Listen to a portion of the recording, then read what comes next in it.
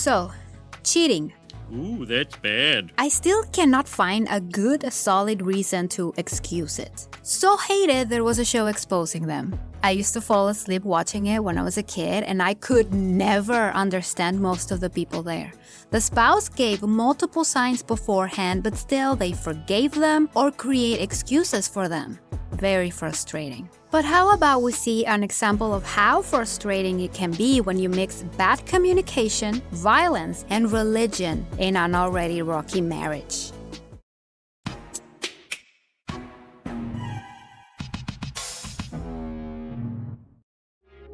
This is Vanessa, and her husband might be a piece of shit. We don't know yet. I'm a Christian, and adultery is a no-no. I don't care how you look at it. She claims to be completely against cheating, so keep that in the back of your mind because it will come up later somehow at the end of the episode. And listen, I agree. No excuses for that. But here, this lady acts as if her marriage was looking good and was all fine, when that was not the case. You will see. I've had my suspicions for a long time, like I say, and I've asked him about them, and I'm just tired. I've been going through this for so long. I'm tired of it. I want him to know that I'm not going to tolerate it anymore. So, according to her, she had suspicions for quite a while, but the husband rejected that idea. Okay, noted. She also says she is tired of this uncertainty and she won't tolerate it anymore. I can't imagine giving up 20, 25 years of your life. Life and time is so precious. We take things for granted. We take love and happiness, our families, peace of mind. We take all that for granted. I mean, yeah, but you kind of have to fight for that happiness. In a marriage, it's a 50-50 type of deal. If your spouse is struggling and you don't see it, or you don't help, they are going to eventually check out of the marriage. Again, no excuses for cheating. But the interactions between your spouse should be filled with respect and tolerance. Hello. Where are you? I'm at IHOP. These are salads. Let's get ready to.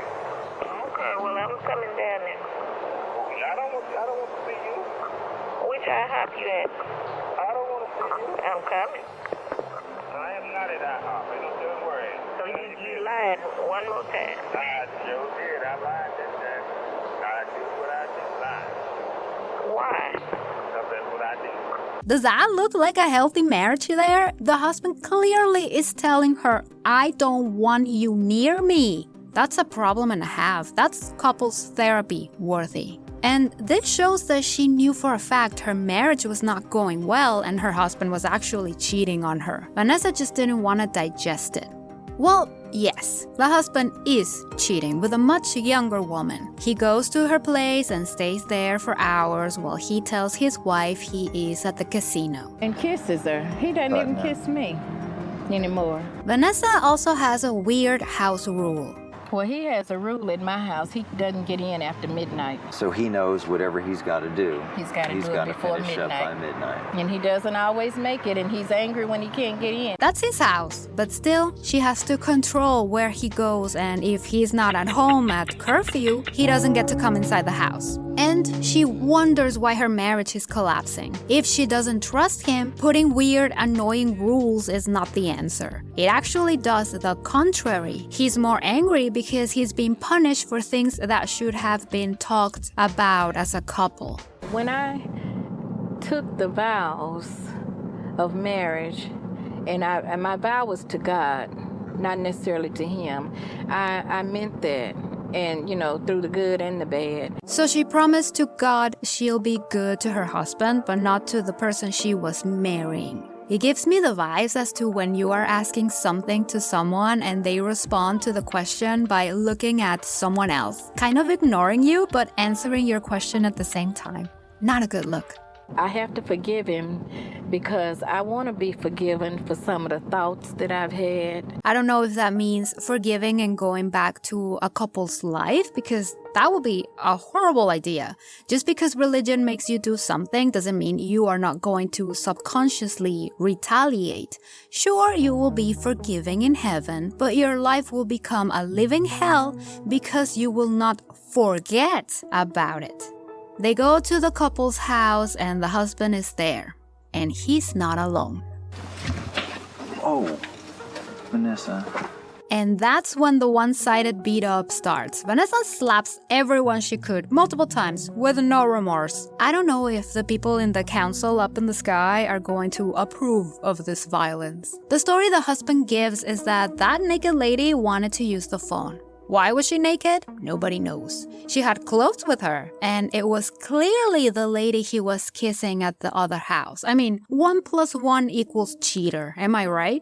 Well, the husband ended things by shooing everyone, calling the cops, and kicking Vanessa out of the house. She politely leaves. A clear case of cheating spouse caught in the act. According to Vanessa, she's tired of all of this, and she won't be a doormat anymore, remember?